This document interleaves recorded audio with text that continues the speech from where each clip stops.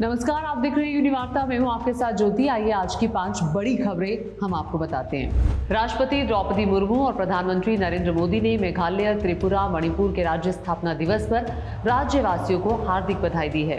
राष्ट्रपति और प्रधानमंत्री ने कहा कि ये तीनों राज्य अपनी समृद्ध सांस्कृतिक विरासत, जीवंत परंपराओं और अद्भुत प्राकृतिक सौंदर्य के लिए जाने जाते हैं। साथ ही इन राज्यों के उद्यमी और प्रतिभाशाली लोगों ने देश की प्रगति में अहम योगदान दिया है। गौरतलब है कि मेघालय, त्रिपुरा और मणिपुर को 21 जनवरी 1972 को राज्य का दर्जा मिला था।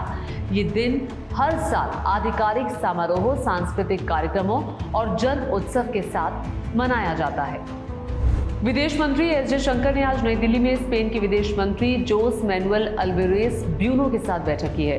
बैठक के बाद जयशंकर ने कहा कि बदलती वैश्विक व्यवस्था के बीच आतंकवाद से निपटने के लिए देशों के बीच सहयोग पहले से कहीं ज्यादा जरूरी हो गया है। उन्होंने कहा कि भारत और स्पेन दोनों ही आतंकवाद से प्रभावित रहे हैं और दुनिया को इसके प्रति शून्य सहनशीलता की नीति अपनानी चाहिए। इस दौरान उन्होंने ये भी बताया कि भारत अगले महीने नई दिल्ली में आर्टिफिशियल इंटेलिजेंस इम्पैक्ट समिट 2026 की मेजबानी करेगा।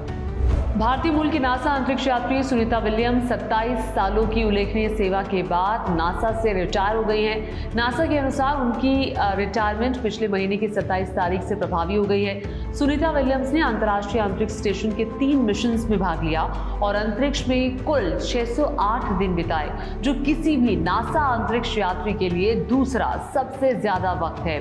उन्होंने 9 स्पेस वॉक पूरे किए, जिनकी कुल अवधि 62 घंटे से ज्यादा रही, जो महिला अंतरिक्ष यात्रियों में सबसे ज्यादा है। वो अंतरिक्ष में मैराथन दौड़ने वाली पहली व्यक्ति भी रही हैं। उन्होंने 2006 में स्पेस शटल डिस्कवरी से पहली उड़ान भरी थी और बाद में ISS की कमांडर के रूप में भी सेवाएं दी।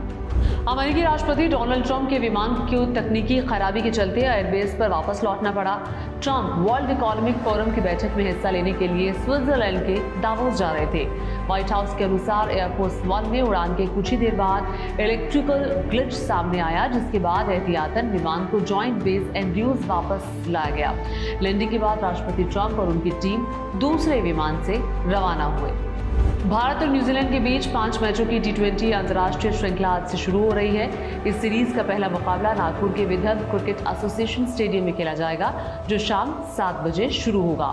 ये सीरीज कप्तान सूर्य कुमार यादव की अगुवाई में भारत के लिए काफी अहम मानी जा रही है और इसे आगामी ICC पुरुष T20 विश्व कप की तैयारियों का महत्वपूर्ण हिस्सा भी माना जा रहा है। तो आज की टॉप 5 खबरों में अभी के लिए इतना ही। आप देखते रहिए यूनिवार्ता।